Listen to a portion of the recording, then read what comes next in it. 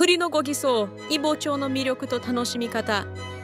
風がサジュの新木町は、しがのり濃厚な刺身で、追ザな味わいが楽しめます。特にしず漬けやチヂミ、国料理は絶品です。今木町はタコタンパク溶きカロリー、DHA や EPA で脳や心をきにやかに保ち、ビタミン D で筆を健康にします。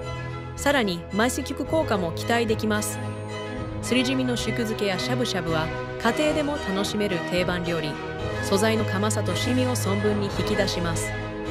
金土町で心も体も温まるご馳走をぜひ試してみてください。